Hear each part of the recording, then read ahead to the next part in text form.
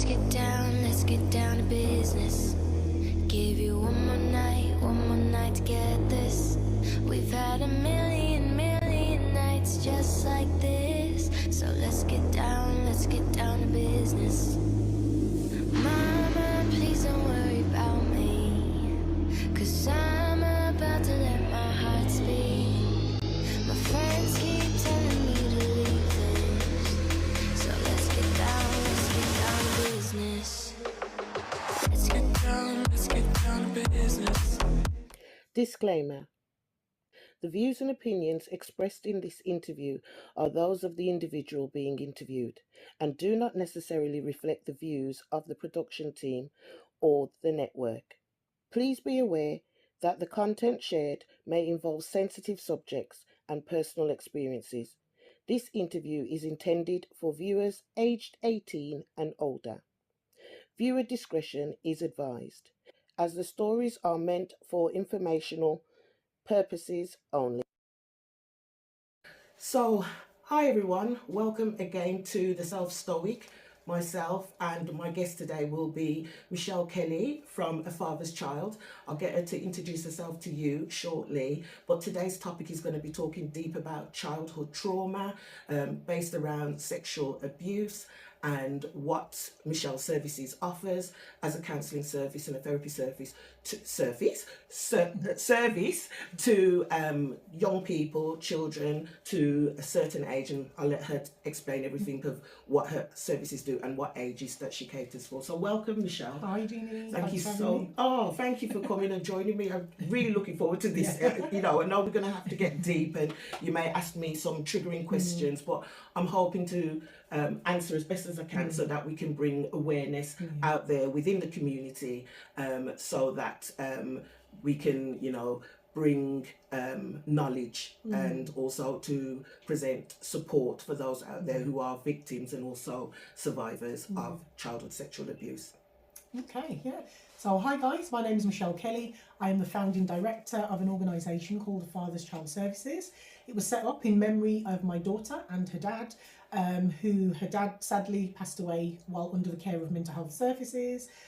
He lived with paranoid schizophrenia, but the service started because it really symbolised the support that he needed, probably didn't get, so systems failing him, but also the services that my daughter needed to kind of deal with the grief, and just the absence of the father, not because of him wanting to be absent, but because of his unwellness as well. So 360-degree service, we look after families, couples, children, adults, and probably one of the oldest client referral ages has been about 90, so we do get people of all ages coming to our services. And I thought it, because of the title as well, I thought it might have been like children and young people with mental health, and also through abuse, why they attended you. So I wasn't aware that you actually dealt with adults, so that's good, because even counsellors, therapists, and coaches like myself need that therapy as well. Absolutely. So I'm pleased to know that I've got someone here that could potentially support me.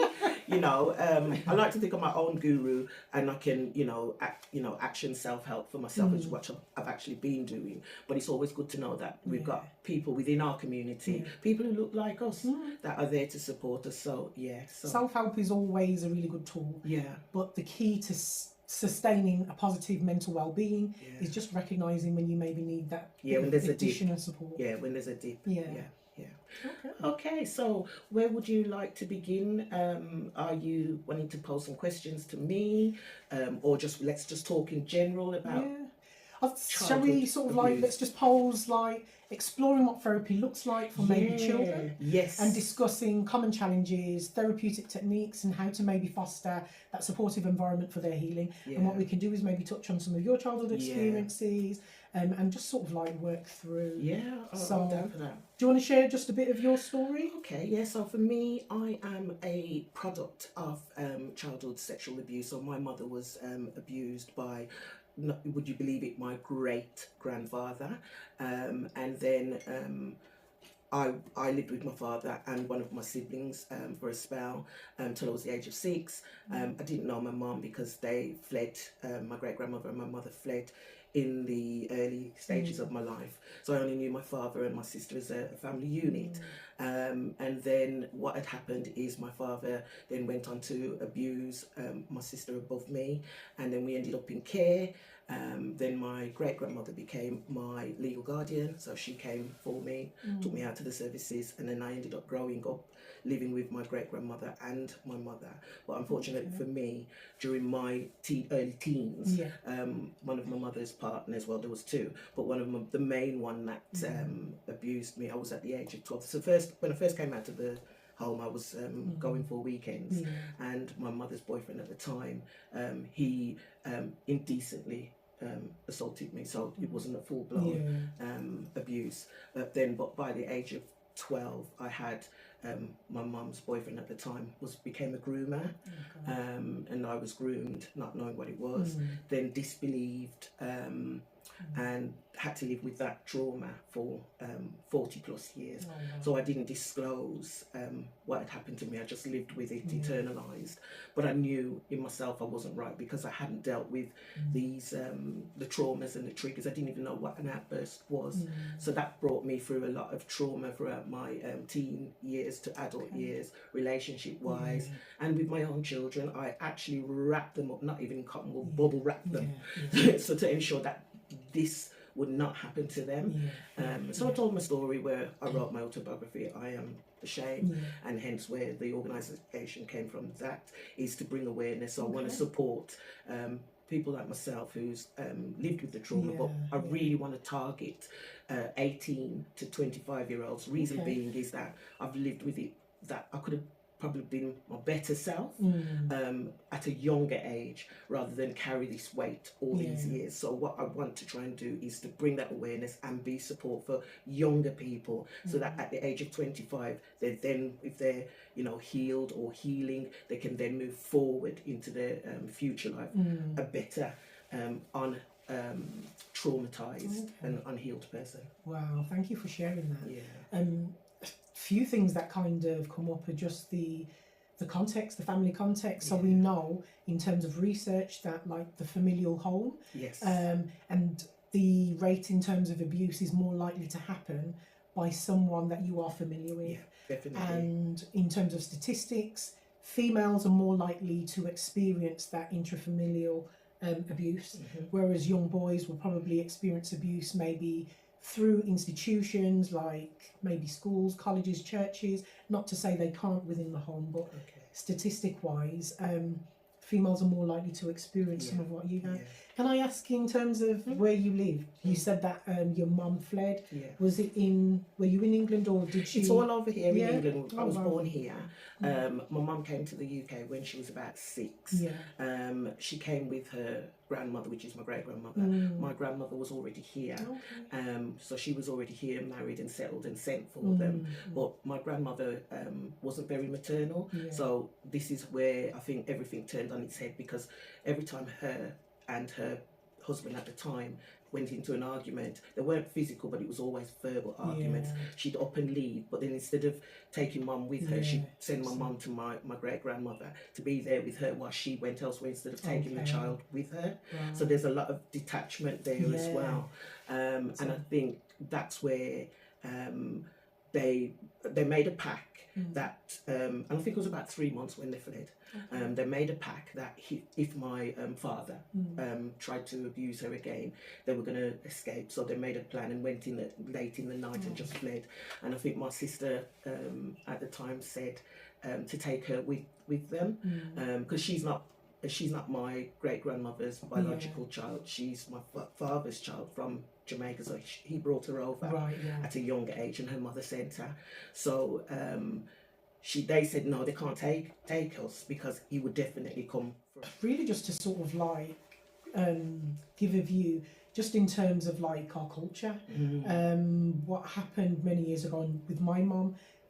You kind of explain that your mum was sent for, so her parents came over, then they sent for her, and that happened quite often in Caribbean culture, and that's where Windrush came from. But with that, you get a lot of children that are then sent for years later, left back home with extended family or friends, And then when new children are born here in different sort of circumstances, families have to deal with acculturation. Yes. So that's when we might migrate into a new country. We're not familiar with the systems. There might be a language barrier. One, it's quite a detrimental impact in terms of your mental health and well-being, Yeah.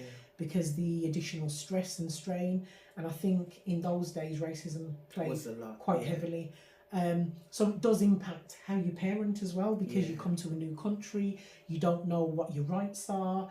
I don't think benefits or anything like that was around. No, back it wasn't then. in existence then. No. So- So this is where Yeah. the men were what was seen as the breadwinners, and Yeah, the women were yeah. home, Yeah. rearing and raising the family Yeah. and keeping house. And when I did my research, when I was writing the book, a lot of women were in domestic abuse relationships, and it was frowned upon for Yeah. them to leave Yeah, yeah. the family home. So they would more or less push them to go back in, Yeah, or yeah. because they didn't have any income, they would take little bits Yeah. from the housekeeping to build a little Yeah. coffer to side, so when they're ready to flee, Gosh. they've got that. But in my nan's circumstances, she was working, so she had her own Yeah. money. How much she had it all, or Yeah, yeah. didn't have to give over or give over, I don't know. But Yeah.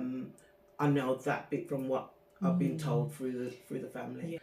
The women and the children would Yeah. remain in that environment, because I think there is record of how many times they came to the house Yeah. but did nothing.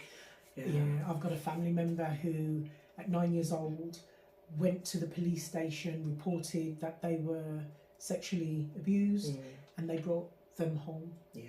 And Easy. in those days, that's kind of what they did. That you was know, the go norm. home. Yeah. That was the norm. And when we look at like the historic bits that come out, Jimmy Savile, the Church of England, we find there's quite a lot in these spaces where we assume safety. Yes. Which, it's very difficult It is. to unassume Yeah. that it's not a safe environment, it's not a safe space, because on the outside, those looking in will say, oh, 2.4 family, you know, and sometimes they may look in amazement or admiration, thinking that family's got it together, but nobody knows what goes on behind closed doors. Yeah, absolutely.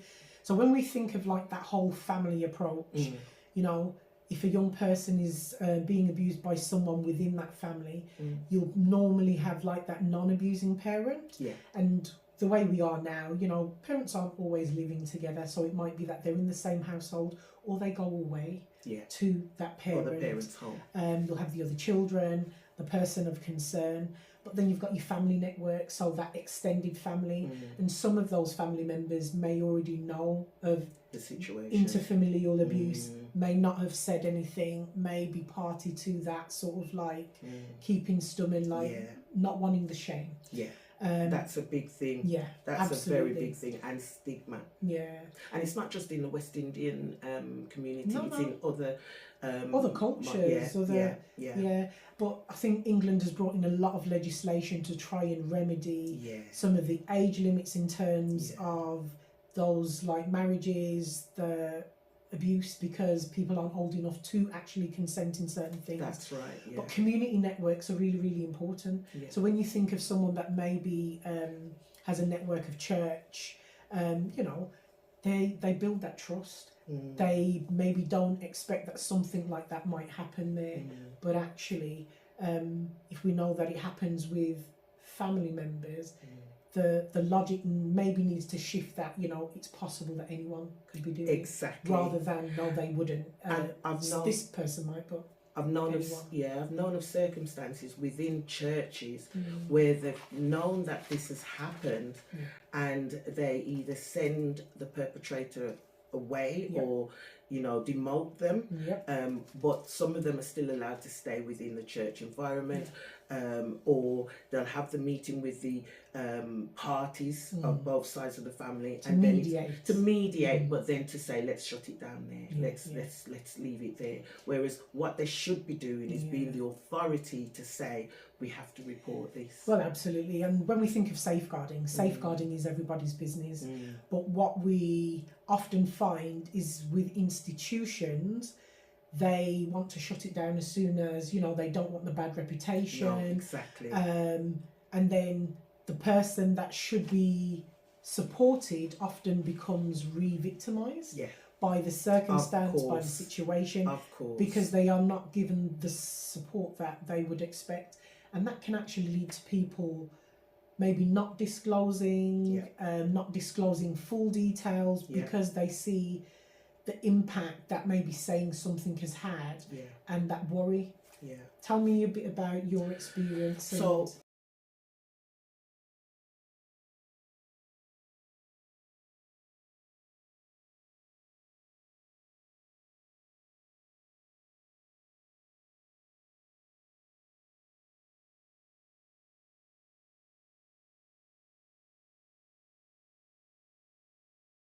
I think historically that was just the breeding ground for what is domestic abuse and how we recognise it today. That power and control was really predominantly male dominated back in the old days, because they were seen as the breadwinners. They were the ones that went out to work, whereas moms were the ones that did the parenting, kept children at home, and relied on them. I remember them talking, but I can't tell you what and how what was being said or what have you. But then being told or being said to me that I've instigated it, that was soul crushing. The fact of what was happening to me, and then to hear that, and then as a young person, as a female, I didn't even know about menstruation and all of that, and it was put to me as, well, we'll just have to see. So, you know, in this day and age, if you say you're just going to see, it's going to be, have I already started to menstruate and am I going to menstruate again? Or if I haven't menstruated, will I menstruate? Because what's going to be the result of that? Will I be pregnant? And that, well, obviously, I must have, because, but I kind of like switched off. So I don't really have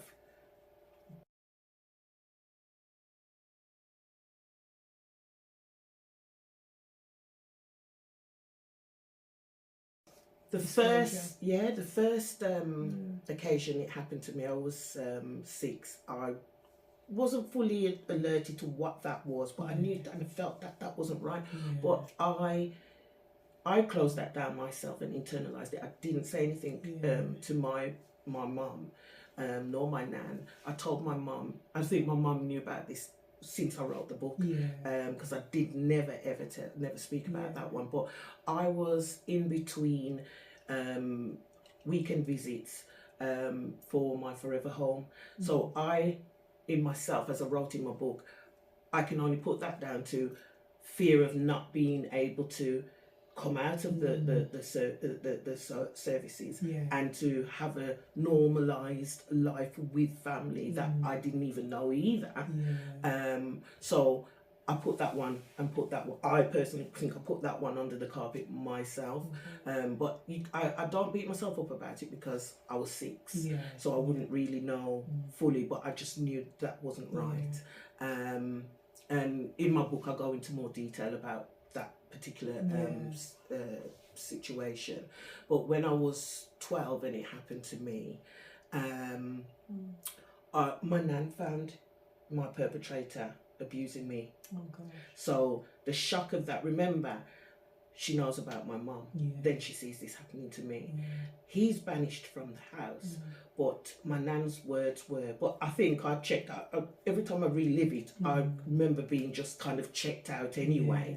And all she said was, we're just going to have to wait until your mum gets home and see what happens. That was the words. I'm 12.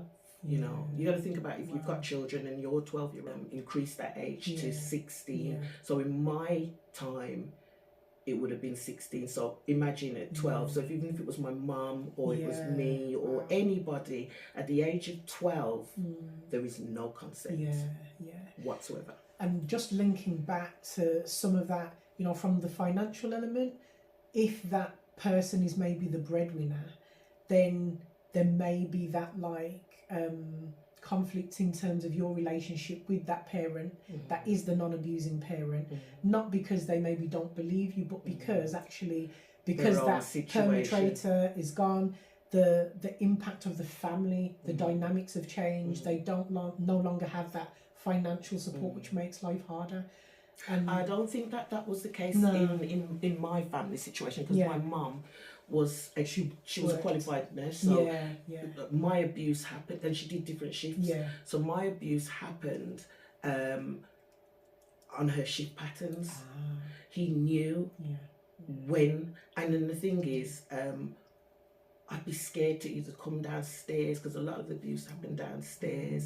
And my nan, my great grandmother rather, she was up in age anyway, and she was a woman of faith. So she'd be in the house like probably 5 days a week. She'd either cook or she'd be sewing, because she was a seamstress by trade. So she would. Good so trade, I'd be up in her room with her, like, you know, or if she sent me to go and get something, I'd be, you know, because I know he's in the house. Ambivalent about it. Yeah. Did you recognise the anxiety as anxiety?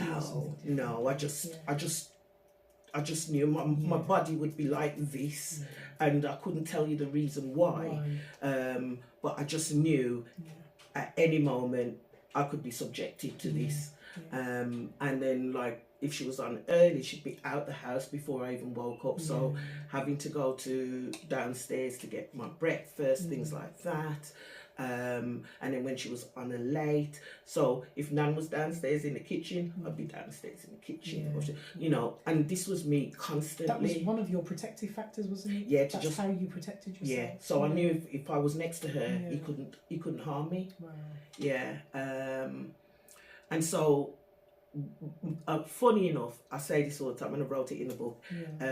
My school record that year, when I started school, and that's why I know I was always knowledgeable in terms of like academics, but I think because of that trauma, it just shot me down in every aspect. Because when I first started in senior school, because this would have been my second year into senior school, and so when the first year when I started, I was second at the top. Oh wow! And by the end of the second year, second to the bottom. So your educational attainment dropped, and again, massively. Really common. So when we're looking at signs, those are the sorts of things that we should be looking for. A young person really disengaging from the things that they like, top sets, but all of a sudden they're not engaging, maybe disruptive in schools. Because, but I don't think I'd say parents, because the parents I had from 6 onwards would have been my great grandmother and my mother. My grandmother was around, but she didn't live with us. The two main parental persons was my great grandmother and my mother, because she didn't initially live with us, but then she did come to live with us. And then when she did come to live with us the second time, because she came when I was at 7, then she moved out because she left her abusive boyfriend, the first one that I said interfered with me, and then she then moved and got her own place. And in those few years, we were kind of like, I was getting to know my mum, but I didn't know who this woman was until when they came to, you know, get me out of the services. And you know, when she did come back to live with us the second time, he came, the second boyfriend that abused me, he came. So, and it was just a 2-bedroom house, so I already had my own room. So I've gone from having my own room to sharing back with my nan, and they had my room. So I had no privacy, and maybe in a sense it's a blessing in disguise, because I've heard the stories that others where the perpetrator has gone into their bedroom and done what they've done. So I think that might have been a safeguard for me, and I can look at that potentially as a blessing rather than a curse. But it still didn't change the fact that the way he did, because my mum wasn't close to me as a child, because obviously remember, I'm a product as well. So you look at me, I'm a trigger. So in that respect, we didn't have a good relationship. We've got a great relationship now, but I still have.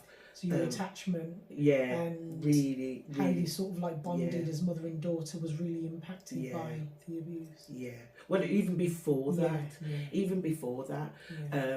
but with him being there, they didn't pick up on the signs. And what I was going to say to you as well, my school records, funny enough, Mum found the school record years later, because my nan was an order, so when my nan passed and she was clearing out, they found my school records, and it was that actual year when it happened. And a school academic year is 39 weeks for the year. On my record, I was in school for 16 weeks out of 30. So where was I? I don't have that memory space to tell you where I was. I just... Wow. So this tells you in that year where my mental state was. So that year sounds like it really disrupted everything, the life path, everything, and your life scripts in terms of who you were going to become, what you were going to do. Yes. Wow. Yeah. And I felt low esteem because I didn't have the support mechanism. And you have to remember, schools in them days, where if in this day and age, if my child doesn't even turn up for form, I used to get the phone call. She hasn't signed. We haven't got her on the register. You know, and it might be she's just a bit late and have gone. Safeguarding's sort of like so much different. So different. Trauma informed. The schools weren't trauma informed. You know, I remember we used to could like cut through an edge and go out. I don't even think trauma was really something that they would associate with day-to-day life. No. Maybe with war, but they wouldn't really associate trauma because in the family structure. Context, I mean, in older years, they'd think like I said, things like war would be traumatic. But there was all this sort of like, you know, pick yourself up and dust yourself off and let's move on. I don't know about you, but like in my family and my culture, I've had those sort of like family members say, you know, make sure you keep the kids away from certain people, so and so. But then they were trying to be protective without blurting it. So whereas some wouldn't do that. Yeah, they could see and know. I think it's sort of like a bit of a double-edged sword, isn't it? Because actually, if we're calling it out, let's call it out. Yeah. If we're naming it, let's name it and shame it. Yeah. But actually, I still now, I've had a friend say to me, you know, this person would say to her, make sure you keep the kids away from certain people in the community. And she'd be like, which people? Yeah, because they're not naming it. They're not naming it, but they're trying to say. Are they complicit if they don't name it? Because actually, of course, if something happens and they could have said. Yeah, of course. And I'm not going to scrummage around it. I'm going to call it as it is. Because if, say, in that moment, for me, they'd called or contacted the authorities, that person would have been put away there and then. Absolutely. But also, I think when I did the research, that when you are a legal guardian, you basically sign an oath to say, I will not have that child neglected, I will make sure that they're fed and watered, they're not abused. There's a whole string of things that you sign up for. So I think it probably was fear as well, why they didn't do anything about it, plus the shame, plus the stigma, and plus here we go again. Plus they know such and such down the road, they mentioned it, something had happened and nothing came of it, so we might as well know better. And those were the sorts of light tropes. But let's just look at some statistics. So more than 1 in 10 children has been sexually abused by the age of 16. That's ONS, Office of National Statistics 2020 survey. And 15% of girls and 5% of boys are estimated to experience some form of abuse by the age of 16. And this report actually has children from the age of 3. There was about 1% of children age 3, and then it just goes through the statistics. So you're more likely, or the instances of abuses, 14, 15%, so that's the highest. But 1 in 3 reported the start of abuse before the age of 9. 1 in 3. 1 in 3. And 1 in 3. You saying that statistically, that is not a full bulk figure, is it? Because this is only from cases that have been reported. Yeah. And with any statistics, we really need to be careful, because as much as we quote 15%, it might be that 15% just didn't bother reporting because they didn't want the to be called a liar. They didn't want to be shunned Through the through the system, family, yeah. you know, and I And go think through the process of the legal system as absolutely. It's quite, the system is really broken. well. Oh yeah. Broken. I can vouch for that, because I was a criminal defence solicitor for 21 years, and I represented perpetrators, and people would say, how can you do that? When you sign up to be a solicitor, you sign an oath, you have an oath to say that you are not going to be biased. Everybody has, you know, there's the European law then, where, you know, you have a right to a fair trial, fair hearing, right to fair trial. And so I've had to be the voice for that person. But when I first went into it, I went into it to try and make a difference for culturally my people.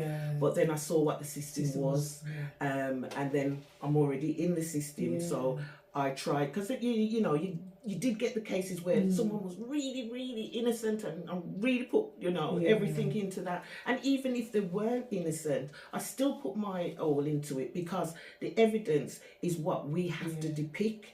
So and the law was your sword, basically. And so it could make or break a case from the outset, from within the police station. That's where the cases are made and broken, right from the very start.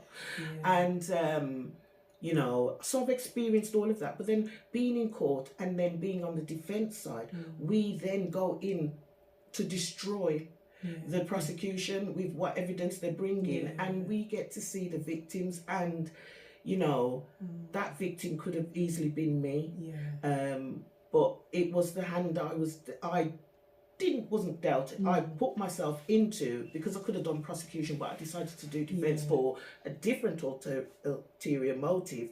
But now that I'm healed and I've told my story and I've exposed, I want to be able to support those on the other side who are the victims, because I also know what it is to be on the opposite side and what we do, and to also support those victims to be able to stand, even if they don't get the result they want.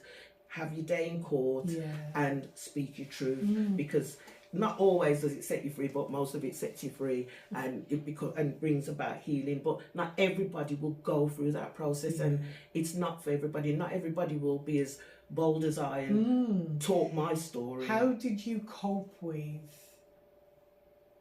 facing perpetrators and having the underlying sort of like your own personal underlying experience? Did it impact your work? No, it didn't impact my work. And the reason why it didn't impact my work, because I didn't even know what that trauma, that trigger was that was living within me. I just knew, and this is later in adult life, I was having outbursts. But what was that? To me, it might be you move the cup from there to there, and the cup should be there, and but it's a trivial thing that's made into a massive thing.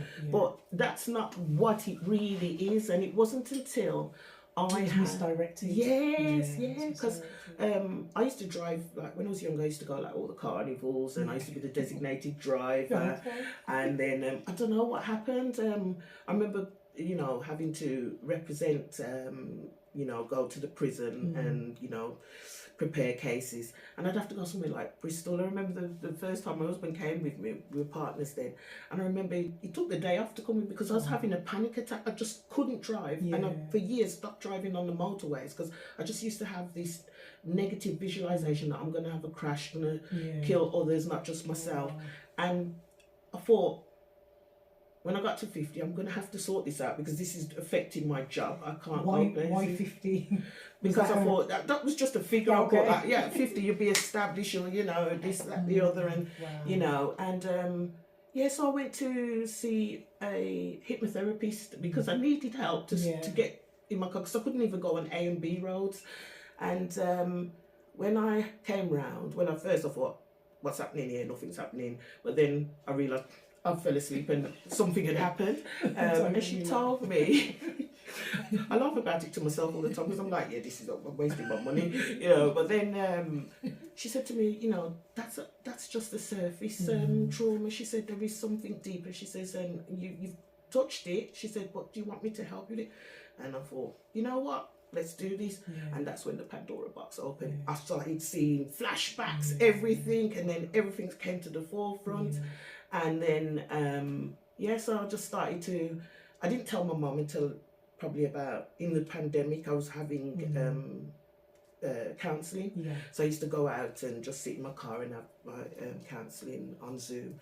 And then I started to tell my mum things, but I thought, I can't tell her everything because I'm showing my vulnerability, because I've lived so long with this mask that everything's okay. And then the moment I start speaking about it, I just felt like, but then it was just like all coming up and scurrying out. And was there any element of maybe not saying anything because you still wanted to maybe to protect your mum? No, it wasn't that. I think the trigger of that would have been not being believed right at the very start, when the first time I told her, which wasn't the first time, because this is me telling her about the very first time, and her reaction kind of shocked me, because it's like she could imagine that person was that way. And I thought, I just felt myself just roll everything back up and push it back down again. And you know, I don't hold or begrudge my mum for how she was with me, because I know she'd gone through something herself. But as a child, you don't know that. Were you saying that those interactions would have maybe shaped the way that you built your attachment and built your relationship as a child? And if you were believed, it may have shaped a different path for me. Definitely different path for me. So I think as well, with all my achievements, because I've been a fearful achiever, because I've been like living with anxiety from like God knows when, from probably 6, because of being plucked out of your family home, taken into emergency care, then into a home, then shifted from one home to another, then being parted from your siblings, a lot of disruptions. So I think, and I had a lot of outbursts there, because I even sent for my social services record, and there's one where it says, when my dad comes, he's gonna get all of you. And I'm like, because my dad was my hero up until the age of 6, a couple of years after that, because I never knew any other family dynamics. And when I read the page, I was like, I was transported there, like, oh, Dad's gonna get you. I was so angry, just angry. And my mum even said to me, she says, I know why you're angry. And my mum, we're gonna go into therapy this year, I think, as well. Is that I think family it's important. therapy? Okay. Yeah. Because we Definitely still haven't. recommend it, we still haven't talked about it, but we need to. My mum's been ready for a good few years to talk to me. It's not What's her. been holding you back? Vulnerability. I just think, I don't know. I just feel like I might just burst. You said earlier, you know, I've done healing. So it sounds like you are still on the journey. I am definitely still on the journey. I am healed from my abuse, but my relationship with my mum especially, I really, really want that to be solid before anything. And it's very, very important to me. So I asked her, and she said, she's happy to do it with me. So I'm going to seek about that this year. That's something I want to do with my mum. You know, and it's taken all this time, and it's just so sad. It's just so sad, because I feel for her as well. Because I've now told my mum's story as well as my own story. She's written her own chapter in the book. You've built those sort of skills, and you've kind of helped to give your mum some resilience as well. And I think we've said it was really hard in those days to sort of like be strong, be dominant in a male-dominated world. And everything in its time. Everything in its time. But again, key to addressing child sexual abuse and those sorts of issues is open communication. Barriers of culture, familial relationships or estrangement can kind of put people in those positions. You said like when mum upped and left and left you with grandma, that estrangement kind of created the circumstances Again. for the abuse to happen Yeah. again. And it's being mindful of all those things that almost fit together like a bit of a jigsaw. Yeah. To create the perfect environment for Yeah. those sorts of things to happen. Yeah. But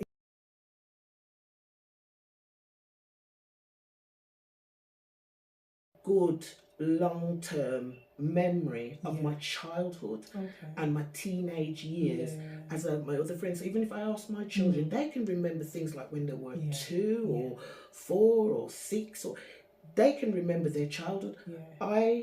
That's one thing I don't have, Okay. is my childhood. And that's not uncommon, because I think sometimes our body knows it needs to protect us. Yeah. And in terms of trauma, sometimes children might become mute, not speak. It might be a case of we disassociate, so we shut down and we detach ourselves from the emotions, That's the what happened feelings to me. that the abuse, the situation evokes, and that's our way of protecting Coping ourselves. my coping So we mechanism.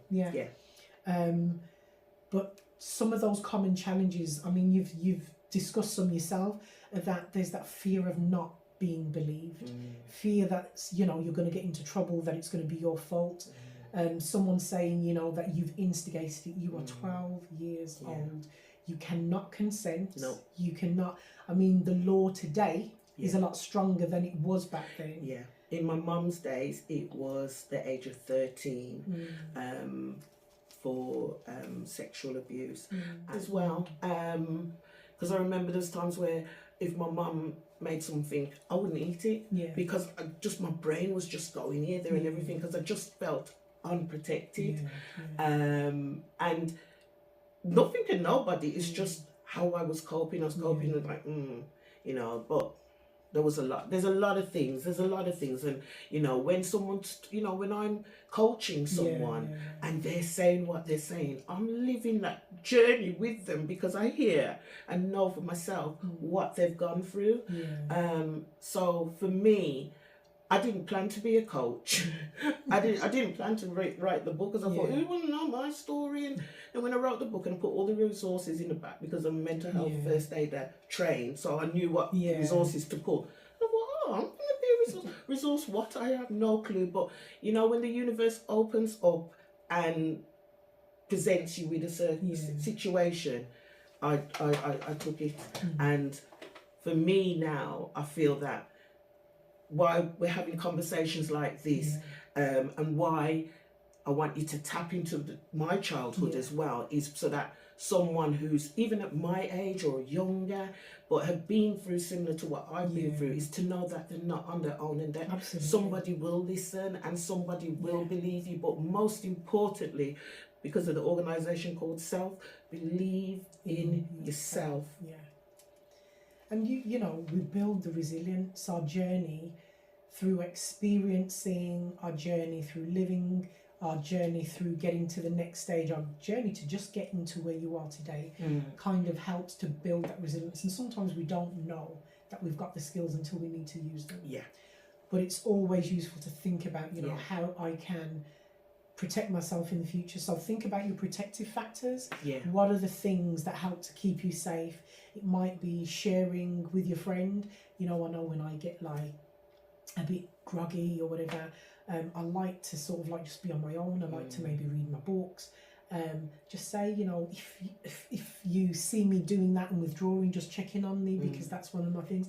And it's recognizing what you need in terms of support. You don't necessarily have to do it yourself. You can put those steps in place to have the support from others around you. So building on your protective factors, your protective spaces, your protective places, doing things like pleasant event scheduling, which from CBT, just making sure you're going to be maybe going for a therapy session. I kind of, particularly if we're doing some really impacting work, say, let's do that pleasant event scheduling. We're going to be doing something positive once you've left the session, so you're not maybe just going home on your own. You're connecting with people. We're humans, and that's kind of what we need to do to feel like love. When we think of like Maslow's hierarchy of need, that like emotional interaction, and just on your journey, it sounds like, or let me ask you actually, do you think that you've reached that self-actualization? Oh gosh, yes. So, yeah, let me just define it. So Maslow, Carl Rogers, they kind of Yeah. define that self-actualization as becoming the best version of yourself. Oh my gosh, I feel it's taken me 40 plus years, but I feel in the best space I can be in this moment in time. And long may it rain, because I do have dips. I'm human. Absolutely, But I have coping mechanisms, as you say, so that I don't stay in that dip too low. I actually bring myself back out of it.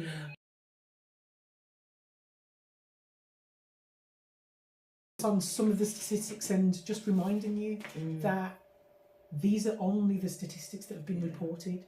So 2,200 children on a child protection plan due to child sexual abuse, and again this is the ONS research in terms of child sexual abuse. 500,000 children are estimated to be sexually abused each year.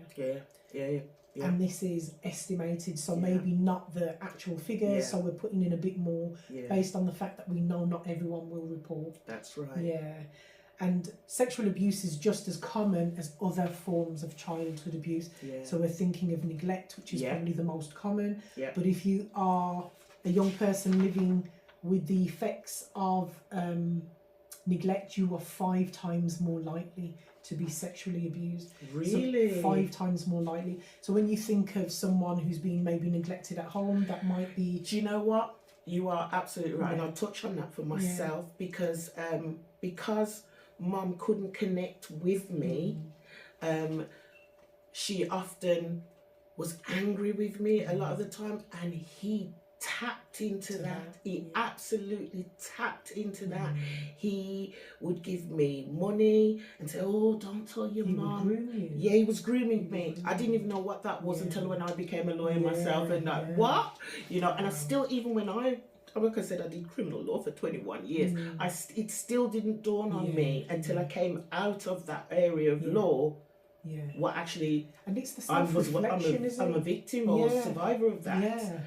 And he used to say, "Oh, you know, don't tell your mum that I give you money because she'll be angry with you," because he knew she was always often angry with me. So he tapped into that. Wow. And I didn't know. It's only when I'm dealing with it now through therapy that all of this came to the forefront. And probably some of Mum's anger was that displaced anger of the situation, not being able to cope. Maybe what's happened, not knowing how to address it. I mean, we talk a lot nowadays about like our emotional resilience, the emotional intelligence. Back then, you know, oh, you're a strong black woman, or you know, you've got to be strong, keep your chin up, let's just sweep it under the carpet and move on. We don't have time to deal with that. Leave the elephant over there. Yeah. But now we're bringing the elephant in the room. Right here, right now. We are. We're really bringing it in. Yeah. Thank you. So, working with children. Yeah. It's often they just need that safe space to build trust, and it's really doing things at their own space, and not even just children. Anyone that comes to therapy, it's about having that therapeutic space where you're not going to be judged. You can be your genuine self. You can speak your truth. And when I say that, it's really important to understand that me and my sibling have grown up in the same household, but how I view the world through my lens and how my sibling might view the world through their lens could mean that their version of upbringing and my version of upbringing are two different things. And that's really, really important to understand your personality, your life experience. All those things will impact and change it, and also inform the resilience that you build as a young person. But coping strategies, everything, exploring everything, how they cope is really, really important. What were some of the ways that you maybe used to cope? Think of like the positive ones and the ones that weren't so helpful. Okay, so the ones that weren't so helpful was, I remember I used to binge. I've never spoken. I don't think I brought that up in the book. I used to binge. I'd have like I'd go out and get myself like cans of pop, chocolate, crisp. I still do that now, but not in that moderation. But when I was younger, I was very, very slim, very petite, and so it didn't seem to pile on. I just could get rid of it. But I found comfort in eating junk. And I'm putting it out there now so you can hear, because there must be somebody out there that does or did what I did. So you would comfort eat? Oh God, yeah. And that would just be just like, I feel like somebody's wrapping their arms around me. Did you feel any guilt about like eating? Not at that time. Okay. Not at that time. It just it was a comfort for you. It just felt like comfort. For some young people, it can manifest as like a binge eating disorder. Yeah, I didn't. Luckily for me, I didn't have that. I as I got older, I went up in size and everything. But I think that was because of the binge eating that I did do. It got you through. It got me through. To. Yeah.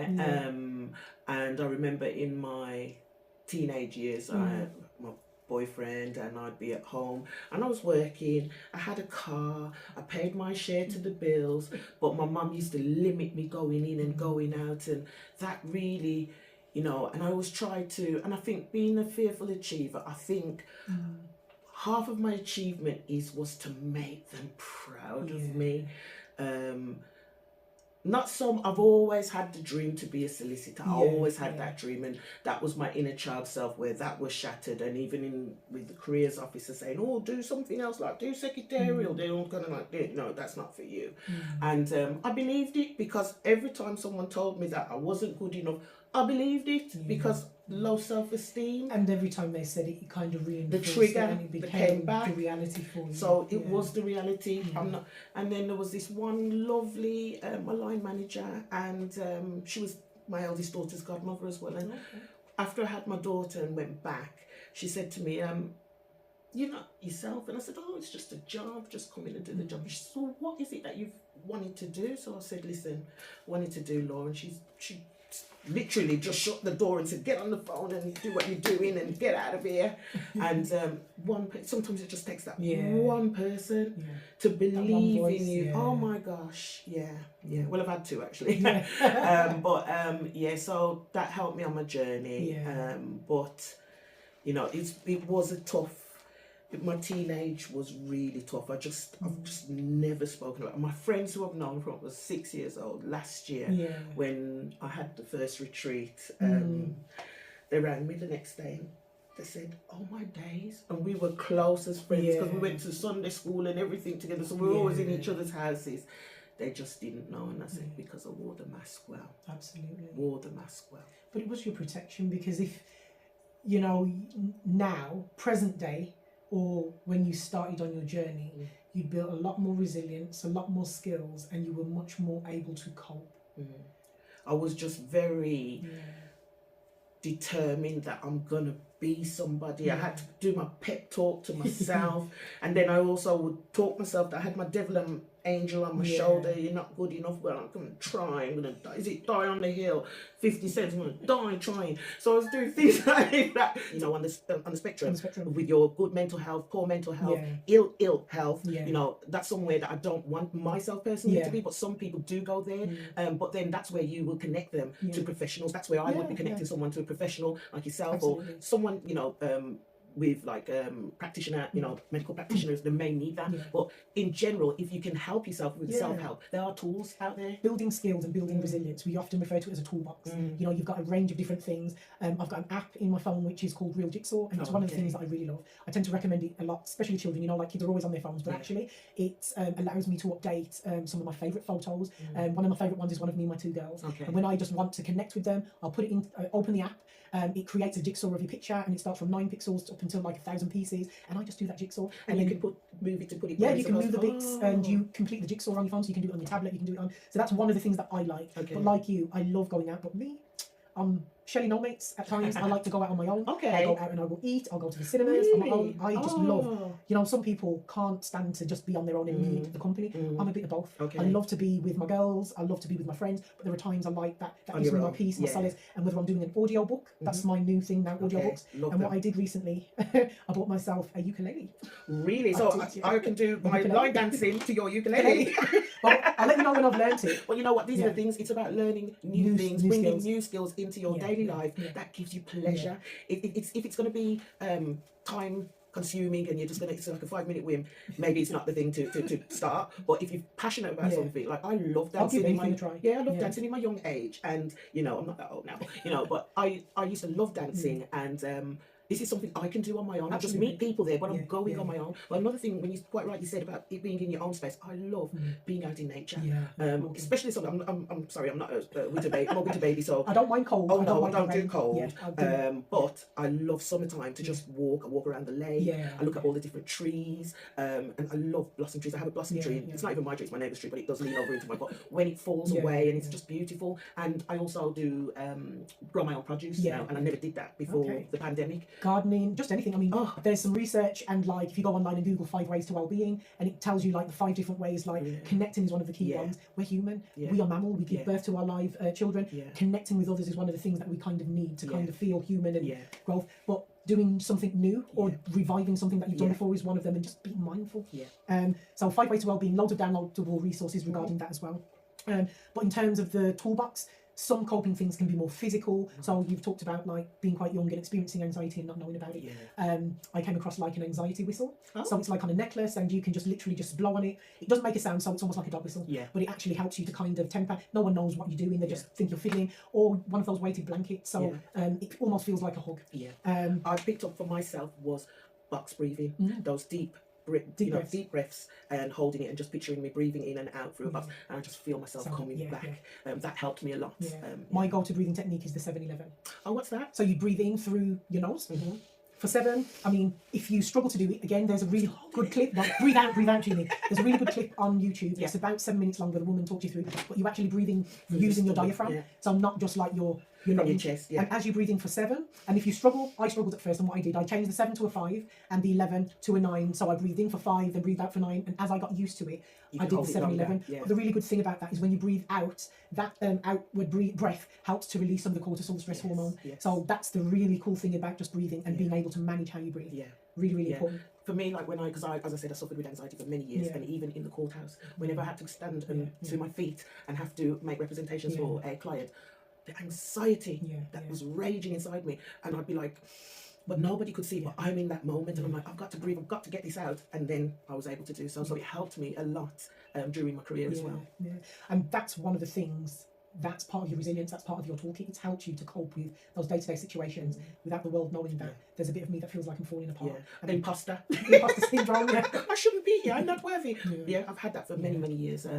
But as you said, those tools has done me tremendously. And even though I didn't know there were tools, funny. And we cope day to day. And I think we see most people coming to seek therapy when they no longer have the skills to deal with whatever life event is happening. They're almost at breaking point. And that's when we tend to get people coming into services. We don't get many people that come in preventative. We normally get them when they're fully emotionally hijacked and a crisis point. So that's really, really important. But different ways in terms of coping: your physical, your emotional. It might just be like affirming, having those conversations with my daughter. We really do affirm each other in terms of what we're doing, our roles, our jobs, and being visual. There's on YouTube they do it's like the aquamarine, and some of them are live, but they show like underwater, and you've got the fish and all the different colours, and it's just so calming. I love the bright colours. For me, it's soothing. It's not going to be for everyone.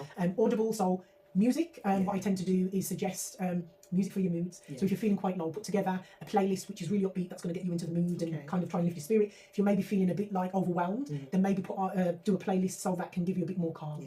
I like meditation sounds in the background, or sometimes when I can't switch off at night, I just put it's like I'm in a water bubble and I can hear that, and then it just takes me out for the night. But sometimes when I lie, because I've got so much things going on in my head as well, and this is just in general, a lot of people, coping with your day-to-day life in itself. Sometimes when it's time to switch off, your brain doesn't switch off, so you've got to find a balance with something, just like what you're saying there, to just... We are a society that kind of goes against the grain of our natural body clock. So our circadian rhythm, the natural way that our body goes, we've got all this lighting, it starts getting dark, if we didn't turn on the lights, our body would start telling us that it's time to go to sleep. But then we've got things like shift patterns. So what it does, it upsets your natural body clock, and we bring in the artificial light that then kind of disrupts that. So getting back to a normal routine, your circadian rhythm is your natural body clock. And you know, years ago, I remember there was uproar because we were going to start working Sundays. Now we work Monday to Sunday, days, nights. Well, I do sometimes do work weekends, and had done so for many years as well, just because I was a duty solicitor. So I'd be on a rota, and if it was a Sunday, it just was a Sunday. So but I think it's really, really important, because we're coming to a close, just to really understand. So we're going to underpin some of what we've been talking about by signposting you to a bit of theory. So understanding how child sexual abuse occurs. There's a theoretical perspective of a David Finkelhurst, and he has 4 preconditions in terms of child sexual abuse. So he says these are the conditions that allow it to happen.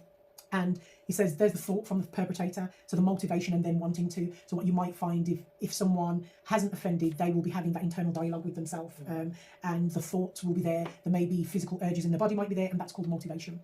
The conscience is the next one, so the internal inhibitors. So it's all those conversations you spoke earlier about, having the devil on the one side, the angel on the other, and it's that internal conflict. So your conscience playing a part in saying, no, don't do it, and all the reasons why you shouldn't. Then you get the external inhibitors, and when you think of, like, I watch a load of those crime programs.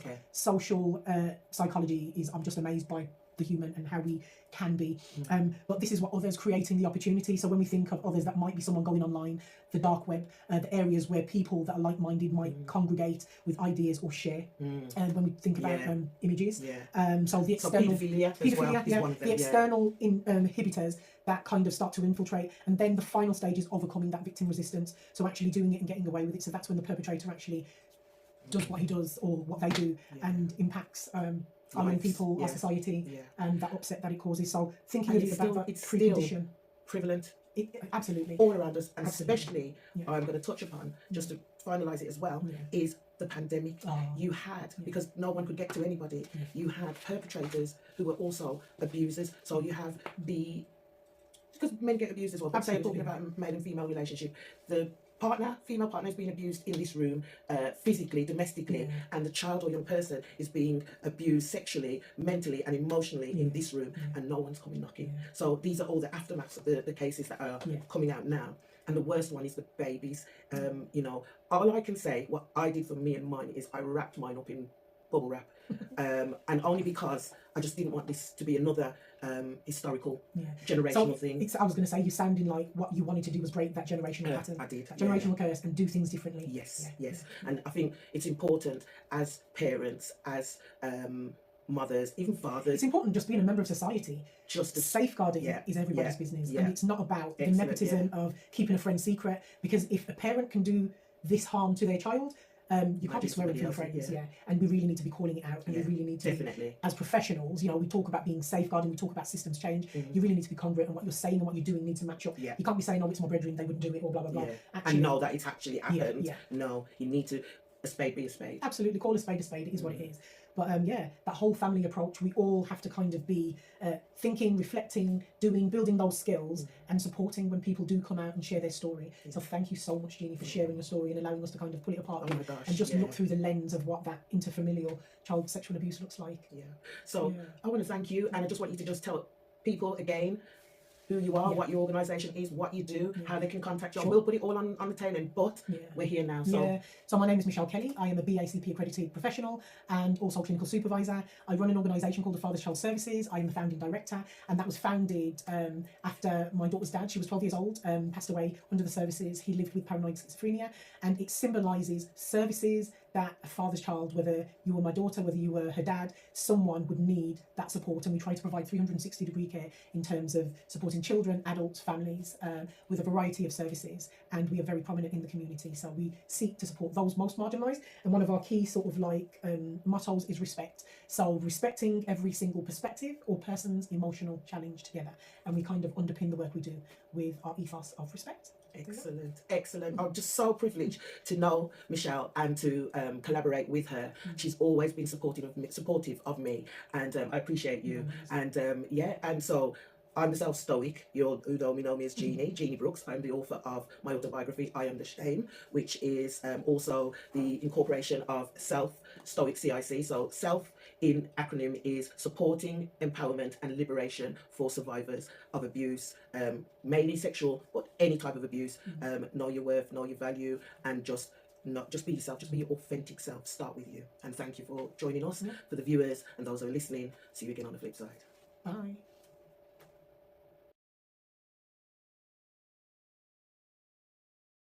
I told you from before, I like food. I like going to the movies with my husband. I like women's groups. I'm going to a women's group after this as well. I love engaging with other women.